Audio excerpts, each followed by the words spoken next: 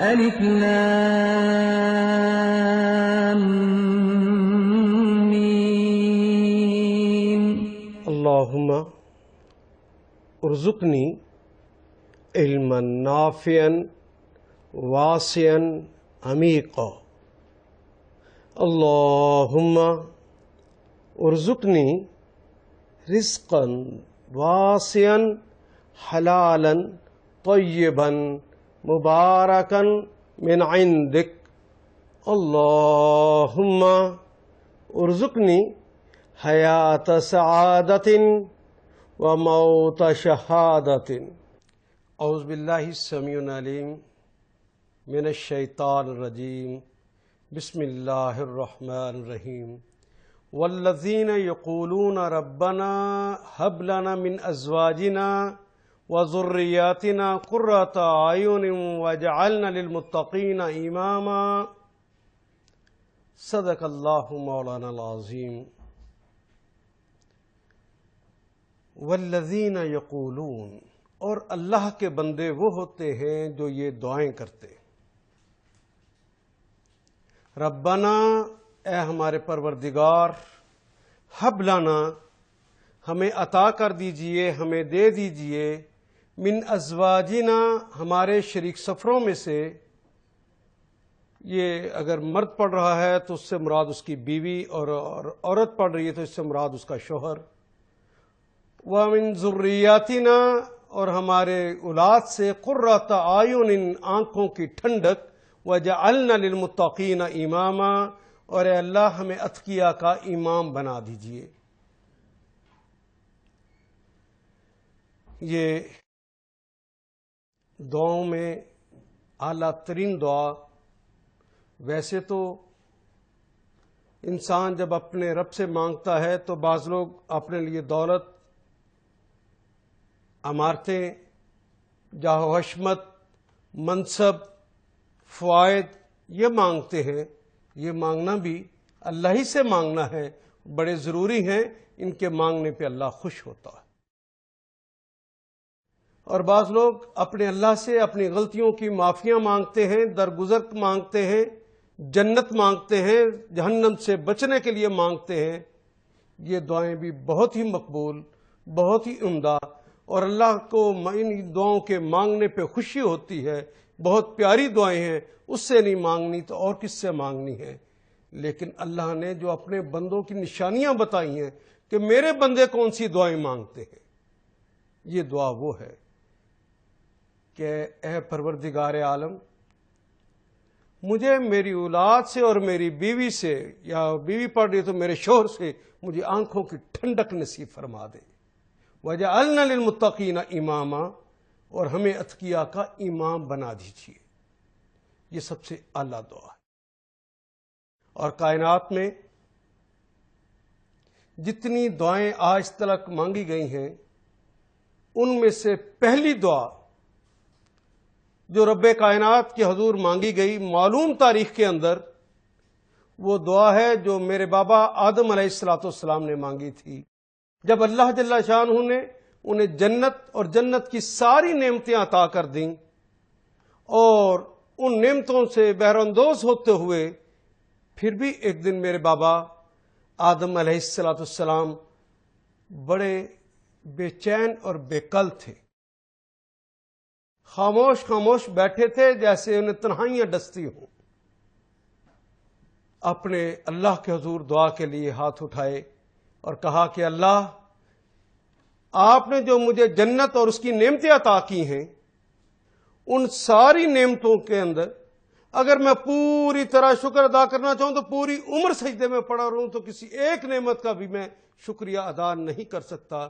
اللہ، آپ کی نعمتیں اتنی عظیم، اتنی اعلیٰ، اتنی اچھی، اتنی عمدہ ہیں، لیکن کیا کروں، آپ نے مجھے بنایا ایسا ہے. ان ساری نعمتوں کے باوجود کچھ کمی سی محسوس ہوتی ہے، کچھ بے چینی سے محسوس ہوتی ہے، کچھ بے قلی سی ہے. میرے اس بے قلی کا علاج فرما دیجیے. تو میرے اللہ جل شانہ نے اس کائنات کی سب سے پہلی دعا جو ایک انسان کی طرف سے ہوئی تھی، اسے شرف قبولیت سے نوازا، اور میرے بابا آدم علیہ السلام کو میری ماں حوا ان کے نصیب کر دی، ہوا ان کے حوالے کر دی، اور کہا کہ وَمِنْ آيَاتِهِ أَنْ خَلَقَ لَكُم مِّنْ أَنفُسِكُمْ أَزْوَاجًا لِتَسْكُنُوا إِلَيْهَا۔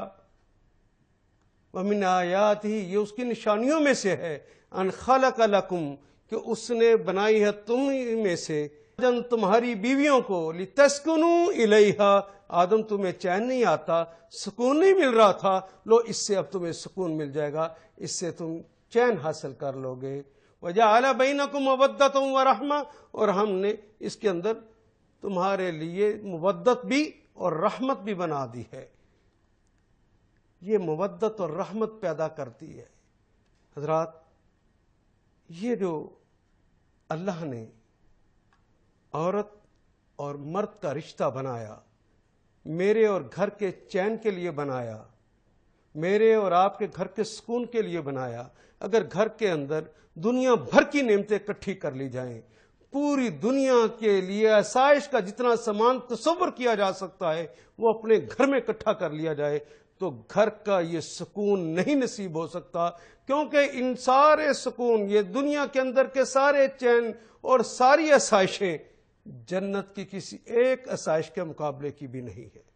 اگر میرے بابا آدم کو اس دنیا کی ساری آسائشیں مل جانے کے باوجود بھی اگر چین نصیب نہیں ہوا تھا، تو اس دنیا کی کس طرح نصیب ہو جائے گا ان آسائشوں کے باوجود؟ اس کے لیے تو وہی ہستی درکار ہے جس کو اللہ نے میرے بابا آدم کو دیا تھا، یعنی کائنات کی پہلی دعا، وہ جو شرف قبولیت سے نوازی گئی، یعنی وہ جو بیوی ہے۔ جب تک گھر کے اندر وہ بیوی نہیں ہوتی، گھر کے اندر چین نصیب نہیں ہوتا۔ اہل علم نے بتایا ہے کہ چین، سکون، امن، یہ جو حاصل کرنا ہے دنیا کے اندر، وہ اس بنیاد پر ہوتا ہے کہ کوئی کسی کا حق نہ مارے، کوئی ایک دوسرے کے حقوق دے دے، تو سب کے حقوق اگر مل جائیں گے تو گھر کے اندر چین نصیب ہو جائے گا۔ حق نہ مارے، ہاں، یہ بات حق نہ مارے تقریباً 2 صدیوں سے ہماری کتابوں کے اندر بھی موجود ہے، حالانکہ کبھی آپ نے نہیں سنا ہوگا کہ اللہ جل شانہ نے کہیں حکم دیا ہو کہ لوگوں یہ تمہارے حقوق ہیں، اگر تم نے یہ حقوق حاصل نہ کیے تو تمہیں سزا دیں گے۔ ہاں، اس کے مقابلے پہ اللہ جل شانہ نے کہا ہے کہ لوگوں یہ تمہارے فرائض ہیں، ان فرائض کو پورا نہ کیا تو ہم تمہیں اس کی سزا دے دیں گے۔ یہ تو اللہ کا حکم آپ کو ملتا ہے، لیکن وہ حقوق والا حکم نہیں ملتا۔ پھر مسلمانوں نے کہاں سے لے لیا؟ 17ویں صدی میں جب ہیومن رائٹس کی مہم یورپ میں چلی تو اس وقت انہوں نے یہ بنایا کہ یہ عورت کے حقوق ہیں، یہ شوہر کے حقوق ہیں، یہ مالک کے حقوق ہیں، یہ اولاد کے حقوق ہیں، یہ رعیت کے حقوق ہیں، یہ مزدور کے حقوق ہیں۔ انہوں نے حقوق کی بات کی تو مسلمانوں نے کہا ہم کیوں پیچھے رہ جائیں؟ ہم نے بھی اپنی کتابوں سے نکال کر کہا یہ مسلمانوں نے کے اندر بھی کسی سے کم نہیں ہے، ہمارے ہاں بھی حقوق کی بات پائی جاتی ہے۔ یہ شوہر کے حقوق ہیں، یہ بیوی کے حقوق ہیں، یہ فلاں کے حقوق ہیں، یہ فلاں کے حقوق ہیں۔ حقوق کی رٹ لگ گئی، ہماری کتابیں حقوق سے بھر گئیں۔ جس چیز کو فیشن دے دیا جائے، جس چیز کا چلن ہو جائے، لوگ اسی کی تو ڈیمانڈ کرتے ہیں۔ تو اس لیے ہر گھر کے اندر آج بیوی کہتی ہے کہ میرے حق دو، شوہر کہتا ہے میرے حقوق دو، والدین کہتے ہیں میرے حقوق دو، اور اولاد کہتی ہے میرے حقوق دو۔ ہر آدمی حق مانگتا ہے، حق تو کسی دوسرے نے دینا ہوتا ہے۔ اب وہ اس کی مرضی ہے دیتا ہے یا نہیں دیتا، یہ بات تو اپلیکیبل تھی ہی نہیں۔ لیکن اگر ہم اللہ کی بات کو مان لیتے کہ انہوں نے کہا تم شوہر ہو تمہارے یہ فرائض ہیں، تم بیوی ہو تمہارے یہ فرائض ہیں، تم اولاد ہو تمہارے یہ فرائض ہیں، تم والدین ہو تمہارے یہ فرائض ہیں، تم حکمران ہو تمہارے یہ فرائض ہیں، تم رعیت ہو تمہارے یہ فرائض ہیں، ہم سب اپنے اپنے فرائض پورے کرتے تو کیا سب کے حقوق خود بخود نہ ملتے؟ اور اس کے بارے میں تو اللہ نے پوچھنا بھی ہے، محاسبہ ہونا ہے کہ تم نے اپنے فرائض ادا کیے تھے یا نہ کیے تھے۔ اگر اس کا چلن کرتے تو ہر آدمی اپنے فرض کی بات کرتا، تو اپنا فرض تو اس نے خود ادا کرنا تھا۔ خامند اپنا فرض ادا کرتا بیوی کے خود بخود حقوق ملتے، بیوی اپنا فرض ادا کرتی تو شوہر کے حقوق خود بخود ملتے۔ یہ جب فرائض ادا کر دیتے تو گھر کے اندر چین نصیب ہو جاتا۔ تو آج میں اپنی گفتگو کا آغاز بھی کائنات کی سب سے پہلی دعا جو شرف قبولیت سے نوازی گئی اس کے حوالے سے کرنے لگا ہوں، اور اس کی گفتگو کرتے ہوئے میں آغاز بھی مرد کے فرائض سے کرنے لگا ہوں۔ مرد کے کیا فرائض سے؟ اپنی بات کو انتہائی مختصر کرنے کے لیے میں کوشش کروں گا کہ صرف اپنی گفتگو کو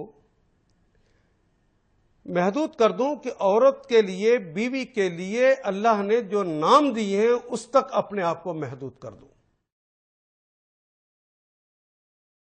سب سے پہلے یہی جو آیہ کریمہ میں نے ابھی تلاوت کی تھی، وَمِنْ آيَاتِهِ أَنْ خَلَقَ لَكُم مِّنْ أَنفُسِكُمْ أَزْوَاجًا لِتَسْكُنُوا إِلَيْهَا، اس میں اللہ نے بیوی کے لیے آیت کا کلمہ استعمال کیا ہے۔ آیت، وَمِنْ آيَاتِهِ، یہ اس کی آیات میں سے ہے۔ یہ جو بیوی تمہیں بنا کے دی ہے، اللہ نے کتاب اللہ میں اسے اپنی آیت قرار دیا ہے۔ ہم نے سورہ فرقان ہی میں پڑھا کہ اللہ کی آیات دو طرح کی ہوتی ہیں۔ ایک آیات مقروءہ ہیں جن کی ہم قرات کرتے ہیں، جن کی ہم تلاوت کرتے ہیں، جو سورہ فاتحہ سے لے کر والناس کی سین تک جاتی ہیں، یہ بھی اللہ کی آیات ہیں۔ ان آیات کو پر غور فکر تدبر کرتے ہیں تو منزل ہماری یعنی ہمارا اللہ، ان سے ملاقات ہوتی ہے، اللہ ملتا ہے۔ نشانی ہوتی اس لیے ہے کہ اس کے ذریعے جس کی وہ نشانی ہو اس سے ملاقات ہو جائے، اس سے قربت ہو جائے۔ اللہ نے یہاں پر اپنی نشانی بیوی کو قرار دیا ہے۔ اسے آیات مشہودہ کہتے ہیں۔ جس طرح سورہ فرقان کے آغاز میں ہم نے جب پڑھا تھا تو اس میں آپ کو یاد ہوگا کہ میں نے چاند، سورج، ستاروں کی مثالیں دیں کہ اللہ کی آیات ہیں، اور کس طرح اللہ کی آیاتوں کس طرح وہ اللہ سے ملاتی ہیں۔ بالکل اسی طرح اللہ جل شانہ نے بیوی کو بھی اپنی آیت قرار دیا ہے کہ وَمِنْ آيَاتِهِ أَنْ خَلَقَ لَكُم مِّنْ أَنفُسِكُمْ أَزْوَاجًا، یہ بیویاں اللہ نے جو تمہیں میں سے بنائی ہیں یہ اللہ کی نشانیاں ہیں۔ اللہ کی آیات کا احترام واجب ہے یا نہیں؟ اب یہ سوال ہے۔ ہم جو قرآن حکیم کی آیات ہیں ان کا احترام تو واجب سمجھتے ہیں، ہمیں پتہ کہ اس کا عدم احترام ہو گیا تو بڑا سخت گناہ ہوگا، اللہ ناراض ہو جائیں گے۔ ہم تو اس کے لیے کفارے بھی ادا کرتے ہیں، اور اللہ نے جو بیوی کو آیت قرار دیا ہے، اس آیت کا جب عدم احترام کرتے ہیں تو ہمیں ذرا پرواہ تک نہیں ہوتی۔ کیوں؟ اس لیے کہ ہم ہندو کے گھر پیدا ہوئے۔ آج سے چند نسل پہلے ہم ہندو تھے، کلمہ پڑھ لیا لیکن اندر کا ہندو مرا نہیں۔ وہ ہندو جو بیوی کو پاؤں کی جوتی کہتا ہے، وہ ہندو جو اس کو مندر میراث کا حق دینے کا کوئی تصور تک نہیں رکھتا، وہ ہندو جو بیوی کو شوہر کے ساتھ زندہ جل جانے کا حکم دیتا ہے، جہاں بیوی کے حقوق کا نام کا کوئی تصور نہیں پایا جاتا۔ اور کچھ لوگ جو پڑھے لکھے بھی اپنے آپ کو کہتے ہیں، وہ یورپ سے متاثر ہوئے، جس طرح یورپ نے بیوی کا استحصال کیا ہے اس طرح وہ بھی یہاں پر بیوی کا استحصال کرتے ہیں اور عدم احترام کرتے ہیں۔ یہ اللہ جل شانہ نے اپنی اسے آیت قرار دیا، اور یورپ نے اسے وومن کہا۔ وومین، وو مین، یہ مرکب ہے۔ مین تو آدمی، وو کہتے ہیں WOE، وو کہتے ہیں بربادی کو، آدمی کی بربادی، یعنی وہ اس کو مرد کی بربادی کہتے ہیں۔ کبھی اسے آفت قرار دیتے ہیں، کبھی اسے آفت مرغوبہ قرار دیتے ہیں۔ وہ تو عورت کی تذلیل کا کوئی جگہ ایسی نہیں جہاں نہ چھوڑتے ہوں، اس کے ذریعے کمائی کا ذریعہ بھی اسے بناتے ہیں، اور اسے اپنے اشتہار کا ذریعہ بھی بناتے ہیں۔ انہوں نے بھی استحصال کیا۔ کچھ لوگ اس سٹائل پر عورت کا استحصال کرتے ہیں، کچھ ہندوؤں کے سٹائل پہ استحصال کرتے ہیں۔ آئیے دیکھیے آیت کا احترام، جس طرح اسلام نے کہا کہ ان آیات کا واجب ہے، اس آیت کا بھی احترام واجب جس کو اللہ نے اپنی آیت قرار دیا۔ اور جب عدم احترام کرتے ہیں تو اللہ اتنا ہی ناراض ہوتا ہے کیونکہ جس کی نشانی ہوتی ہے، اگر نشانی کی توہین کر دی جائے تو دراصل توہین نشانی کی نہیں ہوتی، یہ اس کی ہوتی ہے جس کی وہ نشانی ہو۔ تو یہ اللہ کی توہین ہوتی ہے جب انسان کسی بیوی کی توہین کرتا ہے۔ تو ہمارے ہاں تو اس کا رواج ہو گیا، اور ایک دن تو محمد رسول اللہ صلی اللہ علیہ وسلم امی عائشہ کے گھر تھے، کچھ عورتیں آئیں، انہوں نے آ کر کہا کہ یا رسول اللہ، وہ رو رہی تھی اس وقت، غضب ہو گیا، ہمارے شوہروں نے ہمیں مارا اور پیٹا ہے، ہمیں گالیاں دیتے ہیں۔ تو نبی اکرم صلی اللہ علیہ وسلم، ان کی حالت اس طرح ہو گئی کہ چہرہ مبارک سرخ ہو گیا، آپ جلدی سے اٹھے جس طرح ایمرجنسی کو ڈکلیئر ہو جائے۔ تو اس وقت حدیث کے الفاظ میں آتا ہے کہ جس وقت آپ تیزی سے باہر نکل رہے تھے، یہ بات سن کے آپ کی ردا مبارک زمین پر گھسٹ رہی تھی، اور آپ نے باہر جا کر حضرت بلال کو آواز دیتے کہا یا بلال، یا بلال، صلاۃ الجماع۔ جب صلاۃ الجماع کہا جاتا ہے تو اس سے مراد یہ ہوتے ہے کہ لوگوں کو اکٹھا کرو، میں نے کچھ اہم پیغام دینا ہے۔ آپ نے لوگوں کو جب اکٹھا کر لیا تو ممبر پر بیٹھے اور ایک مختصر خطبہ ارشاد فرمایا۔ اس خطبے کے اندر آپ نے ارشاد فرماتے ہوئے کہا، ایھا الناس، لوگوں سنو، خیرکم خیر لاہلکم، تم میں سے بہترین لوگ وہ ہیں جو اپنی بیویوں کے لیے بہترین ہیں۔ انا خیرکم، میں تم میں سے سب سے بہتر ہوں، انا خیر لاہلی، اس لیے کہ میں اپنی بیویوں کے لیے تم میں سے سب سے زیادہ بہتر ہوں۔ اپنی بیویوں کے لیے بہتر ہونا، جو بیوی کو گالی دیتا ہو، جو بیویوں کو مارتا اور پیٹتا ہو، جو بیویوں کی توہین کرتا ہو، وہ بہتر ہو سکتا ہے؟ یہ تو بیوی ہے، یہ تو دل کے سکون کا دوسرا نام ہے۔ یہ بیوی نہ بھی ہوتی، ایک انسان ہونے کے ناطے ایک انسان کا احترام واجب ہے۔ میرے اللہ نے تو کہا کہ اس انسان کو جس کو میں نے بنایا ہے، فی احسن تقویم بنایا ہے، اس کا احترام دوسرے پر واجب ہے، وہ کوئی بھی ہو، لیکن یہ تو بیوی ہے، یہ تو اللہ کی آیت ہے، اس کا عدم احترام کیسے ہو سکتا ہے؟ اس معاشرے کے حوالے سے ذرا ایک منظر دیکھیے کہ جس زمانے میں ہم نے اس آیا کریمہ کو پڑھا، اس وقت میں ریاض یونیورسٹی میں پڑھ رہا تھا، تو ایک صاحب کی اس وقت شادی ہوئی، تو میں نے اسے کہا کہ یہ پروٹوکول جو آج استاد محترم نے بتایا ہے، کیا جا کے گھر میں پاکستان میں اپنی بیوی کو یہ احترام دو گے؟ تو اس نے پاکستانی معاشرے کی عکاسی کرتے ہوئے، بلکہ بر صغیر کے لوگوں کی عکاسی کرتے ہوئے بالکل فوری طور پر یہ کہا، وہ ہماری ماں لگتی ہے کہ ہم اس کا احترام کریں؟ میں لاجواب ہو گیا۔ وہاں یو کے اسلامک مشن کے سیکرٹری جنرل ہیں مولانا حبیب الرحمان، وہ آئے ہوئے تھے دورے پر، تو میں نے انہیں کہا کہ فلاں صاحب نے آج یہ بات کہی ہے، مجھے تو لاجواب کر دیا۔ ان کا عجیب ہو، تم بھی پوچھ لیتے، تم اس کے باپ لگتے ہو کہ وہ تمہارا احترام کرے؟ بھئی اگر ماں اور باپ کا احترام واجب ہے تو پھر تم بھی تو باپ نہیں ہو، تمہارا وہ کیوں احترام کرے؟ اور جس گھر کے اندر احترام نہ ہو، جس گھر کے اندر توہین کی جا رہی ہو، دل جس کے پھٹے ہوں، دل جب دور ایک دوسرے سے ہو چکے ہوں، تو محبتیں وہاں پہ کبھی آ سکیں گی؟ کبھی مودتیں آئیں گی؟ کبھی رحمتیں ہوں گی؟ اس کا کوئی امکان ہے؟ وہاں تو دوریاں ہوں گی، وہاں تو چپکلشیں ہوں گی، وہاں تو زحمتیں ہوں گی، رحمتیں نہیں ہوں گی، وہاں زحمتیں ہوتی ہیں۔ ہم نے تو عورت کی تذلیل کر دی ہے۔ گھروں کے اندر بچے سہمے ہوتے ہیں، گھر میں باپ داخل کیا ہو گیا ہے؟ ایک جلاد داخل ہو گیا۔ نہیں لوگوں، یہ اللہ کی آیت ہے، اس آیت کا احترام واجب ہے۔ یہ زبان سے گالیاں دیتے ہو، چرکے لگاتے ہو، اللہ نے کہا کہ جو کچھ تمہارے دو جبڑوں کے، رسول اللہ صلی اللہ علیہ وسلم نے ارشاد فرمایا کہ تمہارے دو کچھ جبڑوں کے درمیان یعنی زبان ہے، اور تمہاری دو ٹانگوں کے درمیان جو کچھ ہے، تم مجھے اس کی ضمانت دے دو، میں تمہیں جنت کی ضمانت دیتا ہوں۔ ہم نے یہ تو دوسروں کے لیے تھا کہ اپنی زبان سے دوسروں کو تکلیف نہ دو۔ مومن ہوتا ہی وہ ہے جس کی زبان اور ہاتھ سے دوسرے محفوظ ہوتے ہیں، اور تمہارے ہاتھ سے تمہاری اپنی بیوی محفوظ نہ ہو، تمہاری زبان سے تمہاری اپنی بیوی محفوظ نہ ہو، تو مجھے بتاؤ کہ تم نے کہاں اس کا احترام کیا، تم کاہے کہ مسلمان ٹھہرے؟ مسلمان ہونا ہے تو اندر کی ہندو خصلت کو ختم کرنا ہوگا۔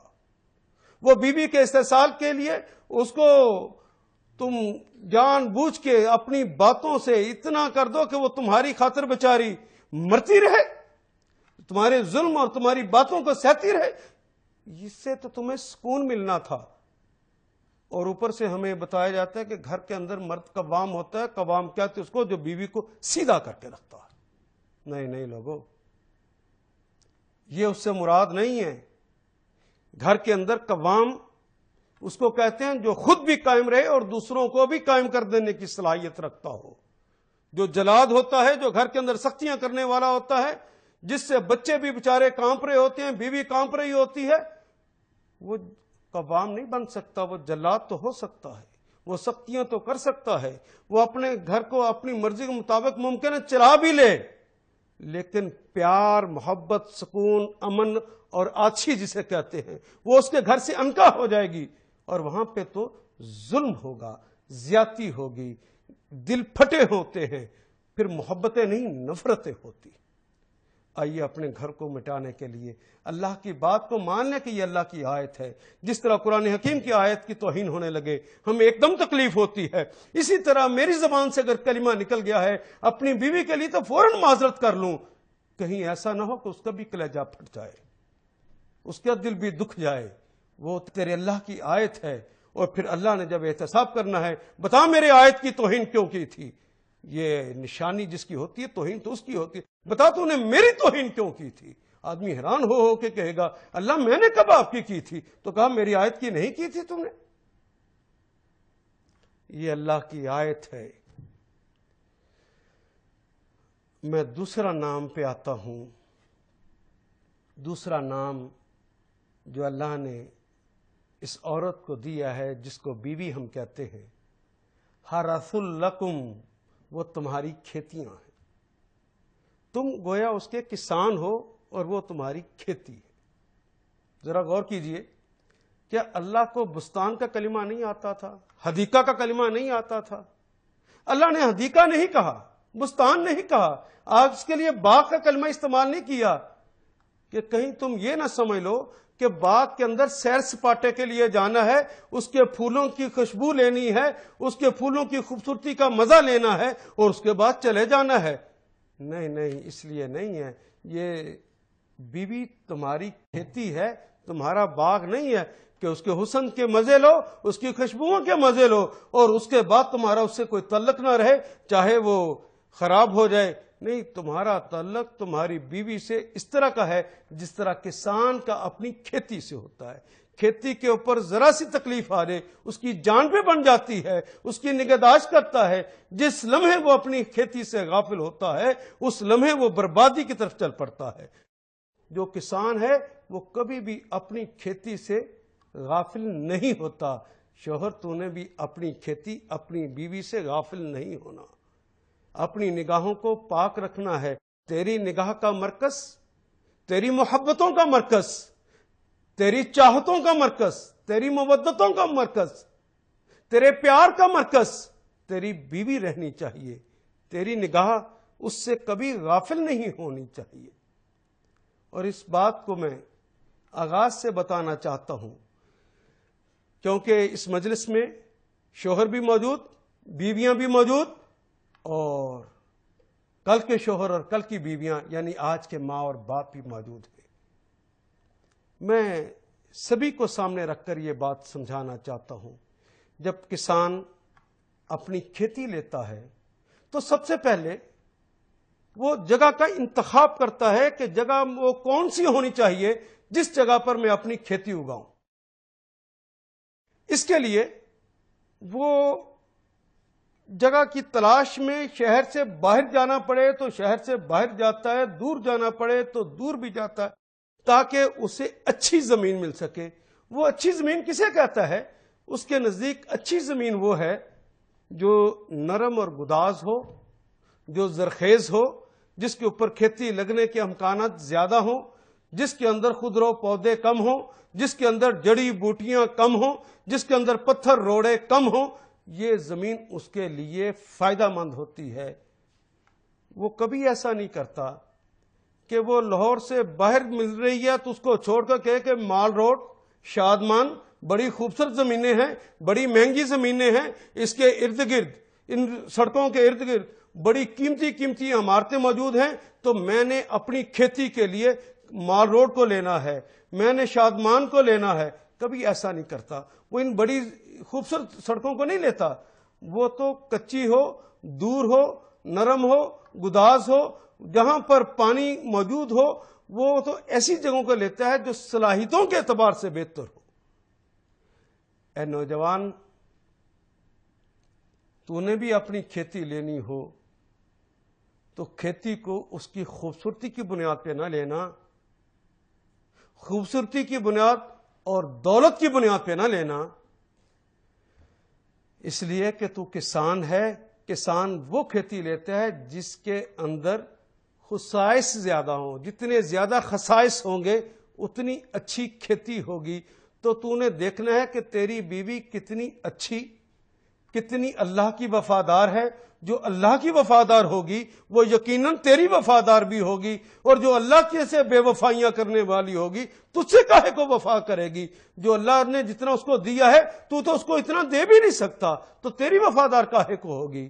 تو نے دیکھنا کہ کون کتنی نیک اور صالحہ ہے، کتنی اللہ والی ہے، کتنی گھر گرستن ہے، کتنے گھر کے امور کو سنبھالنے والی ہے۔ وہ تیرے گھر کی ملکہ بننے والی ہے۔ تیرے گھر کے انتظام کو اگر وہ نہ سنبھال سکے، وہ کھانا پکانا بھی نہ جانتی ہو، وہ گھر کے معاملات کو نہ سمجھتی ہو، وہ پڑھی لکھی اگر نہیں ہوگی، وہ سلیقہ مند نہیں ہوگی، وہ گفتگو کے فن سے واقف کار نہ ہوگی، وہ بے صلاحیت ہوگی، تیرے کس کام کی؟ چاہے اس کے باپ کی بڑی دولت ہو، چاہے وہ خود بڑی ہی خوبصورت ہو، وہ تیرے کسی کام کی نہیں ہے۔ تو کسان ہے تو کسان کی طرح کھیتی کو لینا۔ یہ بات کہہ کر اگر میں آگے چل پڑوں تو ممکن ہے یہ بچہ تو مان جائے، بچے کے ابا نہ مانے، بچے کی اماں نہ مانے، وہ کہیں کہ ہماری بہو تو چاند سی ہونی چاہیے۔ منہ سے نہیں کہتے شورفا، لیکن دل سے یہی خواہش ہوتی ہے کسی بڑے باپ کی بیٹی ہو، کسی امیر باپ کی بیٹی ہو، بھائی اس کے باہر کمانے گئے ہوں، جہیز زیادہ آئے، اور باقاعدہ اچھے لوگ یہ بات کہتے ہیں، دیکھنا ہمیں جہیز بھیز کی کوئی ضرورت نہیں ہے، ہمیں جہیز نہ دینا، ہاں اپنی بیٹی کو کچھ دینا ہے تو دے دینا۔ گویا طریقے سے سمجھا رہے ہوتے ہیں کہ یاد رکھنا جہیز بھی کوئی چیز ہوتی ہے، وہ بھی تم نے دینی ہے، اپنی استطاعت کے مطابق دینی ہے۔ ہم نے دیکھ لیا تم امیر آدمی ہو، اس لیے رشتہ طے کر رہے ہیں، اس سے بڑھ کر کیا کمینگی ہوگی؟ میں والدین سے بھی یہ کہوں اس بات کو سمجھانے کے لیے، فرض کیجئے یہ جس کا رشتہ آیا ہے، جس بیٹی کے لیے رشتہ آیا ہے، وہ بیٹی آپ کی اپنی ہے۔ اب میں آپ سے یہ کہوں گا کچھ دیر کے لیے اپنی جوان بیٹی جس کے رشتے کے آپ منتظر ہیں اسے ذہن میں لے آئیے، اور اس کے بعد دیکھیے کہ وہ لڑکی کا سسرال جہاں پہ وہ بات چلی تھی، وہ ملنے کے لیے آئے، گھر میں بیٹھے، لڑکی کی ماں ہے، لڑکی کی بہنیں ہیں، وہ سارے بیٹھی ہوئی ہیں۔ یہ لڑکی بڑی سج دھج کے، عمدہ کپڑے پہن کے، ٹرے میں کھانا یا چائے جو کچھ بھی مناسب سمجھا اس موقع پہ وہ لے کے آئی، بڑے سلیقے سے اس نے کھانا رکھا، بڑے عمدہ طریقے سے اس نے چائے پلائی، بڑی پیاری پیاری گفتگو کی، دل موہ لینے والی گفتگو کی، اور جب جانے لگے وہ مہمان تو جاتے ہوئے یہ کہہ گئے، لڑکی تو ماشاءاللہ بہت اچھی ہے، لڑکی تو ماشاءاللہ صوم و صلات کی پابند ہے، بڑی نیک اور صالح ہے، بڑی گھر گرستن ہے، ماشاءاللہ یہ جو چیزیں اس نے بنائی ہیں بہت عمدہ بنائی ہیں، بڑی سلیقہ مند ہے، لیکن قد ذرا چھوٹا ہے، بس ناک ذرا، بس رنگت۔ اتنی بات کہہ کر ریجیکٹ کر جائیں، خدا لگتی کہیے کہ آپ کی بیٹی کے دل پر کیا گزرے گی اور خود آپ کے دل پر کیا گزرے گی۔ سوچئے ذرا اس بات کو۔ دوسری دن اچھا کوئی نہیں اور آ جائیں گے، دوسرے آئے، انہوں نے بھی اسی طرح کہا لڑکی تو بہت عمدہ، بہت اچھی، بڑی سلیقہ مند، بڑی گھر گرستن، بڑی اللہ والی، لیکن ذرا رنگ کالا ہے، چھوڑ کے چلے جائیں. 2-3 دفعہ واقعات ہو جائیں تو آپ کی بیٹی پھر آتی ہے کمرے میں وہ سامان لے کے، اندر سے مر چکی ہوتی ہے، مر تم بھی چکے ہوتے ہو، لیکن رسم رواج کے مطابق چلنا آپ کے لیے ضروری. میری بہو چاند سی ہو، جن گھروں کے اندر خوبصورتیوں کے بنیاد پر آئی ہے. میرا آج موضوع نہیں، ورنہ بتاتا کہ ان کے شوہروں کے کیا صورتحال ہے، جو اپنے باپ کی دولت کی بنیاد پر آتی ہیں، وہ کس طرح ناکو چنچ چبواتی ہیں، اپنی ساس کو بھی، ان کی نندوں کو بھی، اور پھر اس کے بعد اپنے شوہر کے ساتھ بھی کیا سلوک کرتی ہیں. ان کی حیثیت تو نوکروں کی سی ہو جاتی ہے. زندگی گھر کے اندر چین نہیں آتا، پھر روتے ہیں. جو کرو گے سو بھرو گے. اگر آج آپ اپنے بیٹے کی شادی کے موقع پہ چاہتے ہیں کہ امیر لڑکی ہو، دولت مند ہو، اس کے بھائی بہت سارا لے کر آئے، اگر چاہتے ہو وہ بہت خوبصورت ہو، تو دوسرے بھی یہی چاہیں گے. جو کرو گے سو بھرو گے. اگر تم آج کسی کی بیٹی کو چھوڑ کر جا رہے ہو، کل تمہاری بیٹیوں کو بھی لوگ چھوڑ کر جائیں گے اسی طرح. اور یہ معاملہ تو اس معاشرت کا رہ جائے گا، لیکن میں پوچھتا ہوں کہ اس وقت کیا بنے گا جب اللہ کہے گا کہ میں نے اس لڑکی کو بنایا تھا، اس کی تصویر کو میں نے اپنے ہاتھوں سے تخلیق کیا تھا، میں اس کا خالق تھا، اس کا ناک نقشہ، اس کا رنگ، اس کا روپ میں نے بنایا تھا، میں اس تصویر کا مصور تھا، میں نے فی احسن تقویم بنایا تھا، میں نے اس کو بنا کر فخر سے کہا تھا کہ میں المصور ہوں. تو انہوں نے میری تصویر کی توہین کی، اسے ریجیکٹ کیا. تو نے میری توہین کی ہے، کیونکہ تصویر کی توہین دراصل المصور کی توہین ہے. بتائیے اس دن کیا جواب دیں گے؟ یہ بیٹیاں تو کسی نہ کسی طریقے سے رو رو کے اپنی زندگی گزار ہی لیں گی. بتاؤ آخرت جس کے اندر موت نے نہیں آنا، موت تو مر چکی ہوگی. اللہ کے غضب کا جب نشانہ بنو گے اس کی توہین کرنے کی بنیاد پر، پھر کہاں سے معافی مانگو گے؟ کیونکہ معافی کا دروازہ تو بند ہو چکا ہوگا.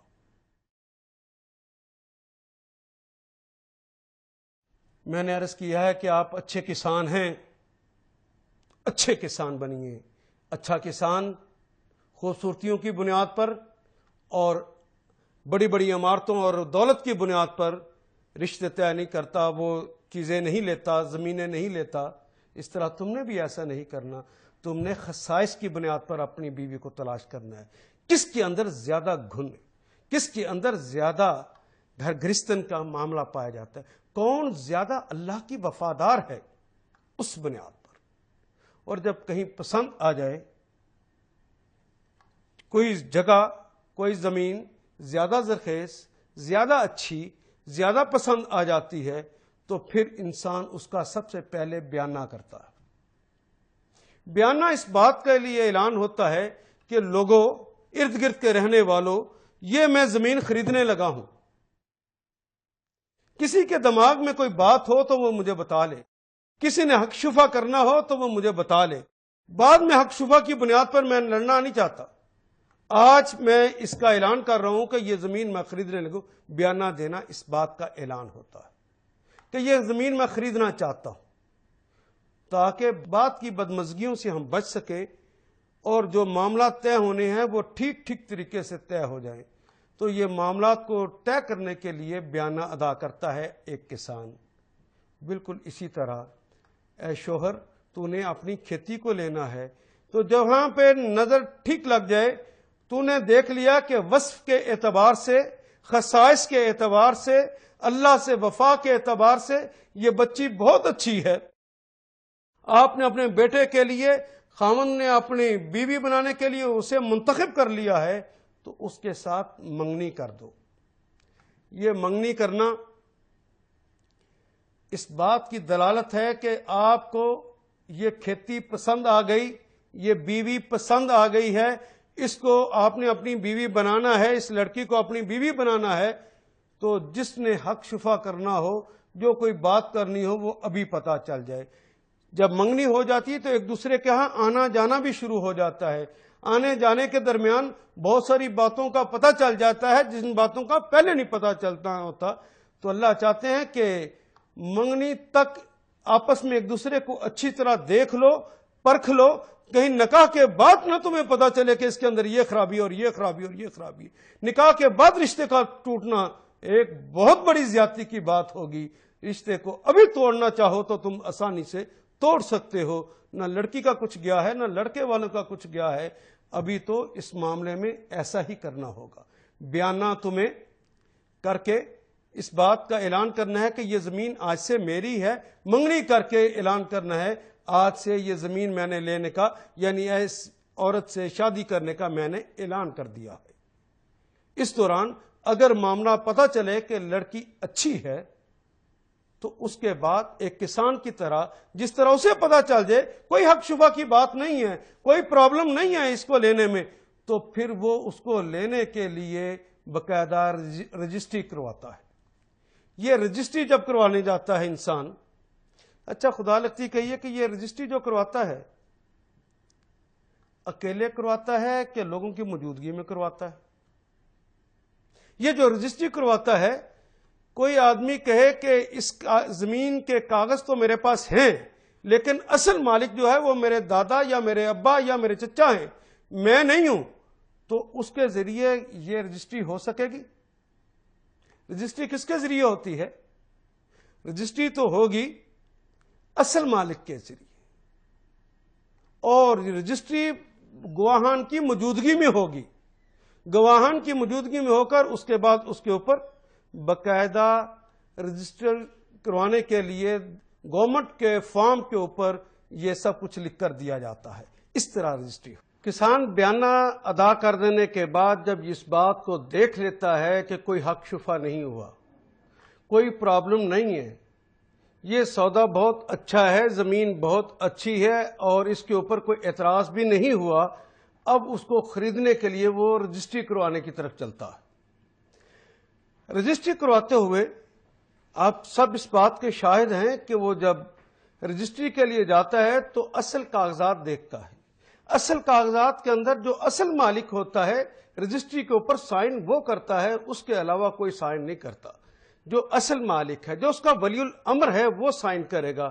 اگر کوئی شخص کہے کہ یہ کاغذات تو میرے ابو کے نام ہیں، میرے دادا کے نام ہے یہ زمین، لیکن رجسٹری کے اوپر سائن میں کر دوں، تو کوئی ذی شعور اس کو نہیں لیتا کہ اس کے اندر جھگڑا ہو جائے گا. اصل مالک کی طرف سے بھی منتقل نہیں ہوئی. اور وہ نہ صرف یہ کہ وہ اصل مالک کے سائن رجسٹری پہ کرواتا ہے، بلکہ گواہان کی موجودگی میں وہ سائن ہوتے تاکہ لوگ گواہ رہیں کہ پیسے دے دیے گئے اور زمین کے اوپر لینے کے لیے کاغذات کے اوپر رجسٹری کے اوپر سائن کر دیے گئے. اس کے گواہان بھی لیے جاتے ہیں. اے شوہر، تو بھی بیوی کا کسان ہے، یہ کھیتی جو تو لینے لگا ہے اس کی تو نے رجسٹری کروانا ہے. رجسٹری کروانے کے لیے اب تیرا اور بیوی کا دونوں کا آپس میں بیٹھ کر نکاح کے لیے چلے جانا یہ کافی نہ ہوگا. اب تو تجھے اس کے ولی الامر کی اجازت کی ضرورت ہے. وہاں پہ سائن بیٹھ کے ولی الامر کرے گا، اور لڑکی کا ولی الامر اس کا باپ ہوتا ہے. وہ نہ ہو تو اس کا چچا ہے، کوئی اور عزیز ہوگا، لیکن ولی الامر کے بغیر یہ نکاح نہیں ہوتا. یہ ولی الامر کہے، اجازت دے تو پھر نکاح ہوگا. اس کے سائن چاہیے، اور یہ سائن بھی اکیلے اس کے نہیں چاہیے، گواہان کی موجودگی میں چاہیے. اب تو نے نکاح کرنا ہے، رجسٹری کروانا ہے، تو رجسٹری کروانے کے لیے ولی الامر کی اجازت کے ساتھ گواہان کی موجودگی میں تو نے ایجاب و قبول کرنا ہے. یہ ایجاب و قبول دراصل اصل نکاح ہے. یہ جو ہم خطبہ پڑھتے ہیں، خطبہ تو برکتوں کے لیے پڑھا جاتا ہے، یہ تو اجر کے لیے پڑھا جاتا ہے، یہ تو نصیحتیں کرنے کے لیے پڑھا جاتا ہے. اس کا ڈائریکٹ نکاح سے تعلق نہیں ہوتا. نکاح تو نام ہی ہے اس بات کا کہ ایک لڑکا ایک لڑکی ولی الامر کی اجازت سے گواہان کی موجودگی میں ایک دوسرے کو قبول کر لے. اس ایجاب اور قبول کا نام نکاح ہوتا ہے. اس نکاح کو پھر گورنمنٹ کے کاغذات کے اندر، گورنمنٹ کے دفتر کے اندر رجسٹر کروا دیا جاتا ہے. یہ کرنا لازم ہے. ہاں، کوئی لڑکا کوئی لڑکی خود ہی جا کے کہیں پر نکاح کروانا چاہیں تو اسلام اس نکاح کو جو ولی الامر کی اجازت کے بغیر ہو اسے قبول نہیں کرتا، چاہے جتنے مرضی گواہان موجود ہوں۔ گواہان کی موجودگی سیکنڈری چیز ہے، وہ بھی لازم ہے، لیکن پہلے مرحلے میں ولی الامر کی اجازت ضروری ہے۔ ہاں کبھی ایسا ہو سکتا ہے کہ جاہلیت کی وجہ سے ہندو معاشرے سے ہم چونکہ پلٹ کر آئے ہیں، اس معاشرے کی روایات کی وجہ سے کبھی کوئی والدین غلط فیصلہ کر لیں۔ میں مثال دیتا ہوں، ایک بہن اور ایک بھائی ہیں، انہوں نے آپس میں فیصلہ کیا کہ جب ہماری شادیاں ہوں گی، ہماری اولاد ہوگی، ہم ان کا آپس میں رشتہ طے کر دیں گے۔ یہ بالکل آغاز میں کہہ دیا گیا، پھر اللہ کا کرنا ایسا ہوا، بہن کی شادی ہوئی، وہ لاہور آ گئی اور بھائی شادی کروا کے گاؤں کے اندر ہی رہ رہا ہے۔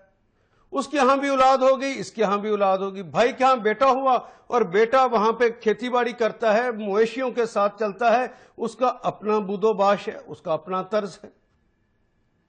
لڑکی لاہور میں جو آ گئی بہن، اس کے ہاں بیٹی ہوئی، بیٹی بڑھ کر بڑی ہوئی تو اس نے MBBS کیا، وہ کنگ ایڈورڈ سے فارغ ہوئی، اس کا رہن سہن، اس کے گفتگو کا انداز، اس کے اسالیب بالکل مختلف ہیں۔ اب وہ پرانے رسم کے مطابق کہے کہ چونکہ زبان دی ہوئی ہے اس لیے اب یہ لازم ہے کہ اس کا نکاح اسی لڑکی سے ہو، تو اللہ کے رسول نے بتایا یہ اب کف نہیں رہا، کف کا ہونا بھی ضروری تھا۔ کف کیا ہے؟ دونوں کے عادات خصلات جو ایک دوسرے کو قبول کر سکتے ہوں وہ ضرور ہونے چاہیے۔ ایک آدمی کے بولنے کا انداز ہی دوسرے کو گوارا ہی نہ ہو اور وہ اپنے طور پہ بڑا اچھا ہی بول رہا ہو، اگر ایسی صورتحال ہو تو وہ نکاح نہیں ہے۔ تو اس معاملے میں لڑکی اگر چاہے کہ میں اس شخص سے نکاح نہ کروں، ولی الامر بے شک کہتا ہو کہ تو اس سے نکاح کر لے، وہ کہتی ہو کہ میں نے اس سے نکاح نہیں کرنا، یہ کفر نہیں ہے، تو اس کا استحقاق ہے، کیونکہ آپ کو پتا ہے کہ جب نکاح ہوتا ہے تو آزاد مرضی کے ساتھ لڑکے اور لڑکی نے اقرار کرنا ہوتا ہے کہ ہم نے ایک دوسرے کو زوجین کے طور پہ قبول کر لیا۔ یہ آزاد مرضی سے ہوتا ہے۔ اگر دباؤ کے تحت ہو تو یہ نکاح نہیں ہے، کیونکہ اسلام کے اندر 3 چیزیں خاص طور پہ کہ دباؤ کے تحت نکاح نہیں، طلاق نہیں، اور بیعت نہیں۔ اگر دباؤ کے تحت کوئی بیعت کروائے تو وہ اللہ کے نزدیک بیعت نہیں ہے۔ کوئی زبردستی نکاح کروا لے تب بھی وہ نکاح نہیں ہے، اور زبردستی کوئی چاہے کہ میں کسی کے ساتھ بیعت کر لوں اور اسے مجبور کروں کہ وہ میری بیعت کرے یا طلاق دلا دوں، وہ اسلام کے نزدیک طلاق نہیں ہے، وہ بیعت نہیں ہے، وہ نکاح نہیں۔ یہ تو آزاد مرضی کے ساتھ، اور اگر کسی نے دباؤ ڈالا کہ ہمارا وعدہ ہے اور وعدے کو پورا کرو تو یہ اس کے اوپر دباؤ ہے۔ یا گاؤں کے اندر عموماً ایسا ہو جاتا ہے کہ ایک صاحب نے کسی سے قرض لیا، ساہوکار تھا، وہ سیٹ تھا، وہ چودھری وڈیرا خاقان تھا، اس سے قرض لیا۔ قرض کی تاریخ تو مقرر تھی لیکن تاریخ پہ یہ غریب آدمی اپنا قرض ادا نہ کر سکا۔ ساہوکار نے کہا کہ اگر قرض نہیں ادا کرتے تو اپنی بیٹی کا رشتہ دو۔ وہ کہتے ہیں بیٹی کا رشتہ اچھا، مجبور ہوں، کچھ نہیں کر سکتا، اب کوئی چیز نہیں ہے جو میں رہن رکھ سکوں، کیا کروں؟ تو وہ بیٹی کے پاس آتا ہے، اپنی پگ اتارتا ہے، اپنی ٹوپی اتارتا ہے، اس کے قدموں میں رکھ دیتا ہے اور کہتا ہے بیٹی میری عزت تیرے ہاتھ میں ہے، ورنہ پولیس مجھے پکڑ کے لے جائے گی، وہ مجھے تھانے میں بند کروا دے گا، اور اب میری مجبوریوں کا عالم ہے، تو مان جا۔ اور وہ مان جاتی ہے۔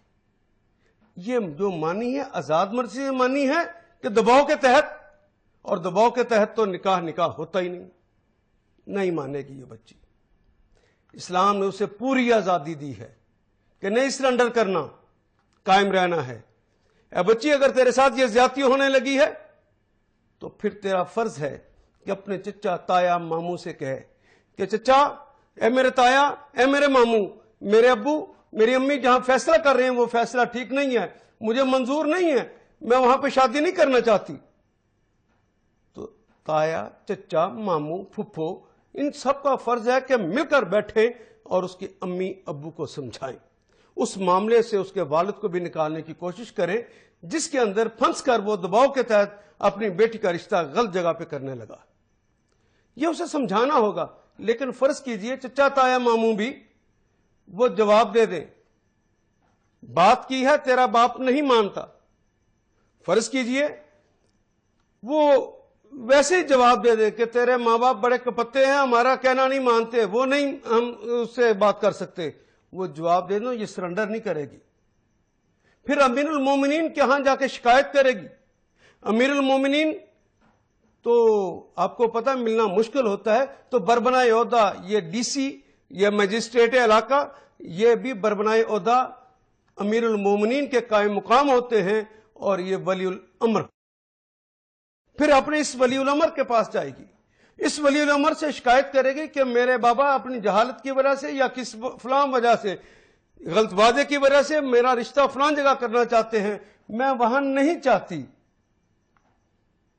تو وہ ولی الامر کا نمائندہ جو اب ولی الامر بنا ہے, وہ ڈی سی, وہ میجسٹریٹ, وہ والدین کو اپنے آفس میں بلائے گا اور ان سے سارا معاملہ پوچھے گا, کیونکہ اصل معاملہ تو اسی وقت پتہ چلے گا جب دوسری پارٹی بھی آ کر بتائے کہ حقائق کیا ہیں. اب دونوں باتوں کو سننے کے بعد یہ فیصلہ کرنا اس مجسٹریٹ اور اس ڈی سی کا کام ہے کہ وہ کس کو امت کے حوالے سے اور شریعت اسلام کے حوالے سے ٹھیک سمجھتا ہے. ہو سکتا ہے کہ لڑکی کے دماغ میں کچھ اور ایسی باتیں ہوں جو ٹھیک نہ ہوں, اپنے ناتجربہ کاری یا جذباتیت کی وجہ سے کوئی فیصلہ کر رہی ہو, اور ممکن ہے کہ والدین جہالت کی وجہ سے کوئی فیصلہ کر رہے ہو. اگر ایسی صورتحال ہو تو پھر امیر المومنین کا یہ نمائندہ جو ڈی سی یا مجسٹریٹ ہے, یہ لڑکی کی بات کو قبول کرتے ہوئے والدین کو درخواست کرے گا ان کے عزت اور پروٹوکول کے حوالے سے, کیونکہ وہ والدین ہیں, ان کو درخواست کرے گا کہ آپ لڑکی کی بات مان جائیں اور اس جگہ پہ اس کی شادی نہ کریں جہاں وہ چاہتی. جب اس نے کہہ دیا کہ یہاں پہ شادی نہیں کرنی تو آزاد مرضی کے ساتھ وہ ہاں کرے گی, تو تب اس کی وہاں پہ شادی ہونی ہے, تو آپ اس کی وہاں پہ شادی نہ کریں. فرض کر لیجئے کہ وہ والدین سخت ہوں, وہ مجسٹریٹ کی بات کو اور ان کی درخواست کو نہ مانتے ہوں, تو پھر حکومت کی طاقت کے ساتھ مجسٹریٹ اور یہ ڈی سی اس لڑکی کا نکاح وہاں کروائیں گے جہاں پہ وہ خود چاہتی ہوگی, اور آزاد مرضی سے نکاح ہوگا. یہ اتنا پروسیس تو ہوگا, لیکن ولی الامر کی اجازت کے بغیر نکاح پھر بھی نہیں ہوگا. یہ ولی الامر ہے جو نکاح کرتا ہے. عموماً مجھے پوچھتے ہیں طلباء بھی کہ محبت کی شادی جائز ہوتی ہے؟ تو میں کہتا ہوں اللہ کے بندو, محبت ہی کی شادی جائز ہوتی ہے. کبھی تم نے سنا ہے کسی نے کسی کو کہا ہو کہ مجھے تم سے نفرت ہو گئی, آؤ ہم شادی کر لیں؟ شادی تو محبت ہی کی وجہ سے ہوتی ہے, لیکن جس کو تم محبت کی شادی کہتے ہو وہ محبت کی شادی نہیں ہوتی, وہ تو فحاشی اور عریانی کی شادی, وہ تو بدمعاشی کی شادی. اللہ نے کہا تھا غض البصر کرنا, اللہ نے تو کہا تھا پردے میں رہنا, تو بے پرد کیسے ہوئی؟ تو نے غض البصر کا قانون کیسے توڑا؟ یہ تو اللہ کے نافرمانوں کی شادی ہوئی ہے, وہ محبت کی شادی نہیں کہلاتی. میں بات سمجھا سکا جی؟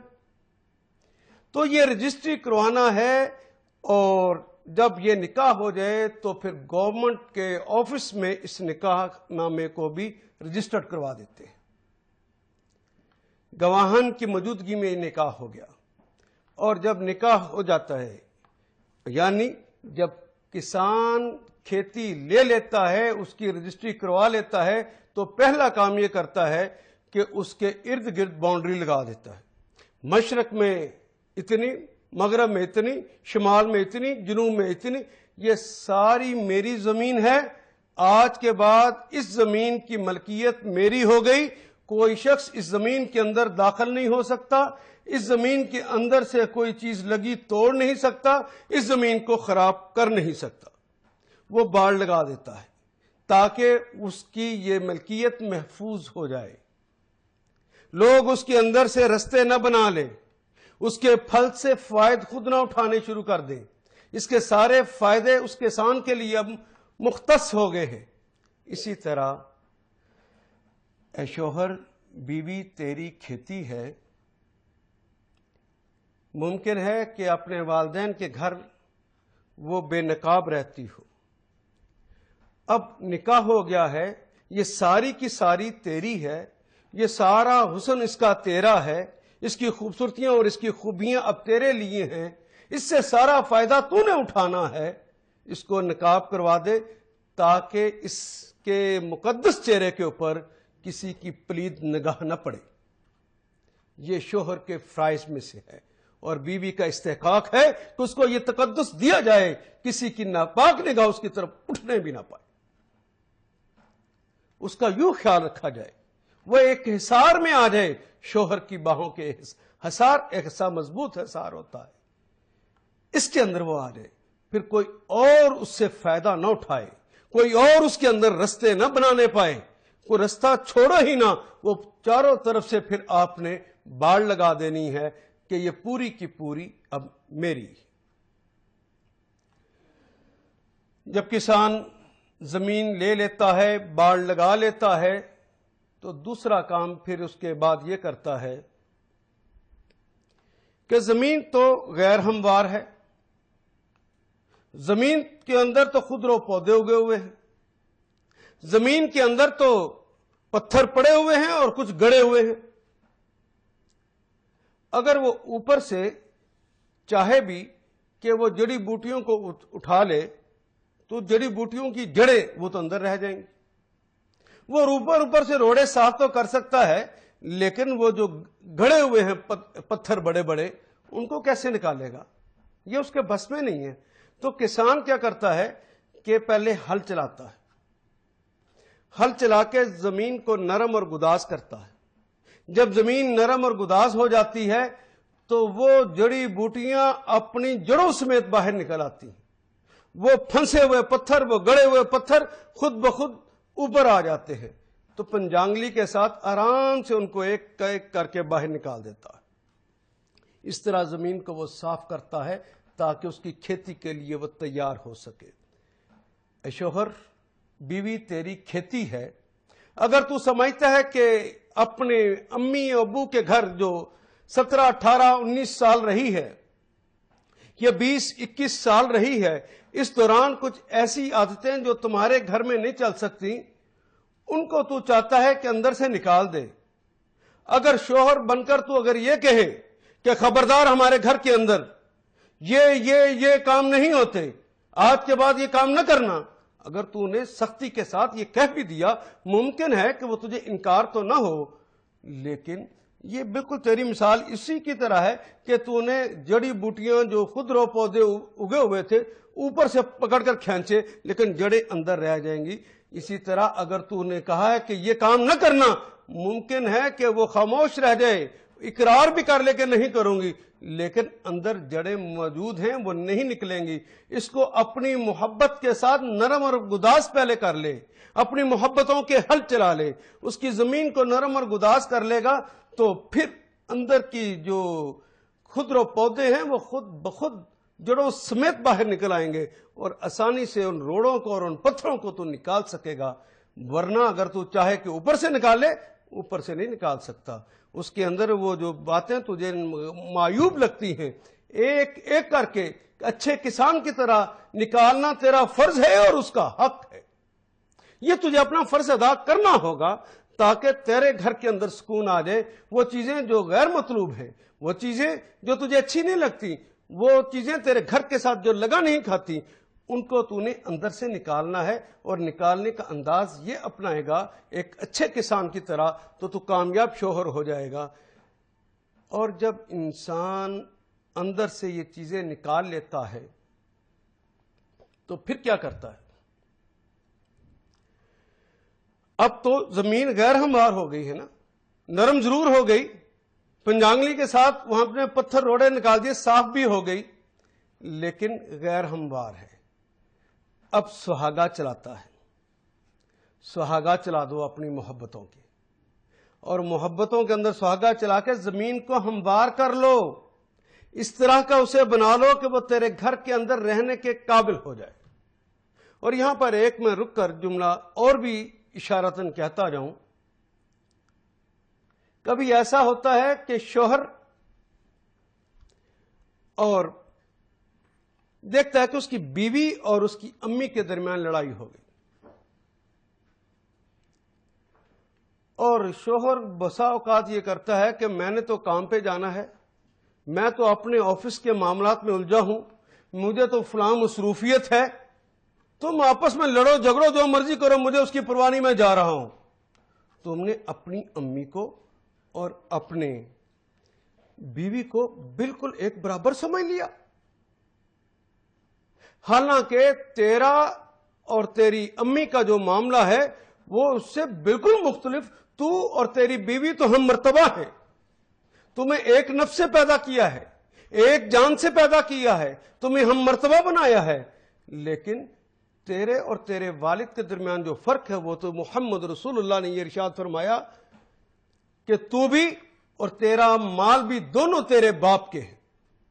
تیری حیثیت تو باپ کے سامنے ایک غلام کی ہے، تیرا مال بھی تیرے باپ کا اور تو خود بھی اپنے باپ کا. تیری حیثیت ہے غلام کی اور باپ تیرا آقا ہے. اور ایک اور حدیث کے اندر ماں کے بارے میں بتایا کہ جب ایک صحابی نے پوچھا یا رسول اللہ من احق صحابتی یا رسول اللہ، تو نبی اکرم صلی اللہ علیہ وسلم سے جب پوچھا کہ میرے حسن سلوک کا سب سے زیادہ استحقاق کس کا ہے، قالا امک، تیری ماں کا. قالا ثم من یا رسول اللہ، اس کے بعد کس کا استحقاق ہے، قالا امک، تیری ماں کا. تو صحابی نے کہا یا رسول اللہ مجھے بات سمجھ آ گئی ہے، اب بتائیے اس کے بعد کس کا استحقاق ہے، قالا امک، پھر بھی تیری ماں کا. پھر چوتھی دفعہ اس نے جب پوچھا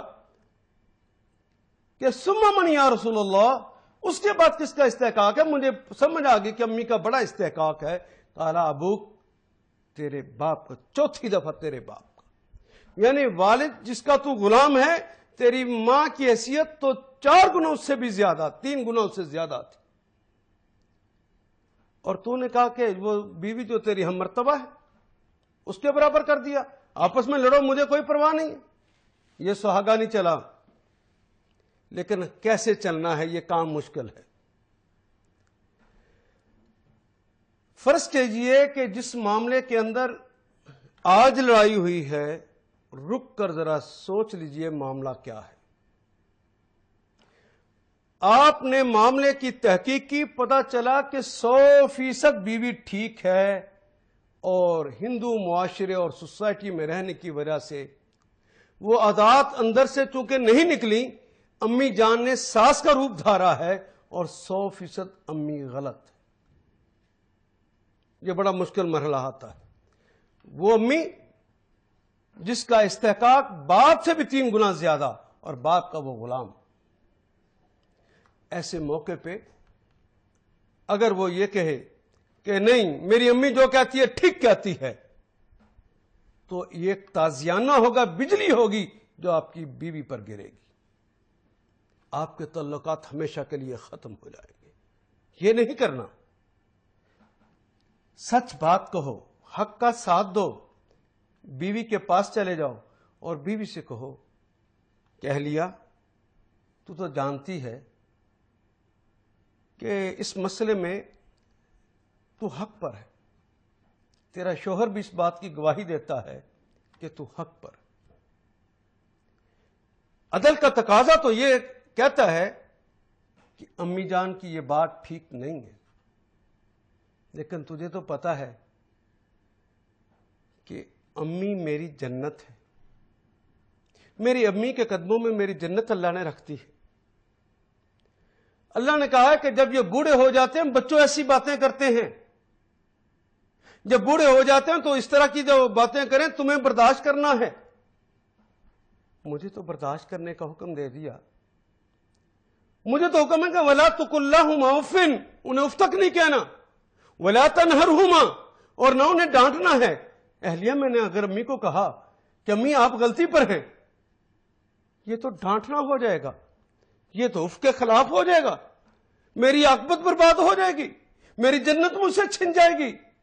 اہلیہ میری جنت کو میری جنت کو بچا لو، آؤ، میں مانتا ہوں تیرا شوہر کہتا ہے کہ تو سچی ہے، تو صحیح کہتی ہے، لیکن امی کو منا لیتے ہیں، امی کو راضی کر لیتے ہیں کہ امی جان سے کہہ دیں کہ امی میری غلطی ہے، میں معذرت کرنے کے لیے آپ کے پاس آئی ہوں۔ لیکن امی کو چونکہ پتا ہے کہ تھی تو غلطی امی ہی کی، اور معذرت جو ہے وہ بہو کرنے کے لیے خود آ گئی ہے۔ اب جب بیٹا اپنی بیوی کو لے کر جاتا ہے اور کہتا ہے امی اس سے غلطی ہو گئی، یہ تو آپ سے معذرت کرنے آئی، اسے معاف فرما دیجئے، تو یہ آپ نے محبتوں کا سہاگا چلا کے زمین کو ہموار کر دیا ہے۔ اس کے لیے زمین کو آپ نے ہموار کرنا یہ شوہر کا فرض ہے، اور بیوی کا حق ہے کہ اس کے رستے کے کانٹے چننا بھی تمہارا فرض ہے۔ رستے میں رکاوٹیں آ رہی اس کو چننا بھی تم ہی نے ہے، اور رستے کو ہموار کر کے اچھے کسان کی طرح سہاگا چلانا ہے۔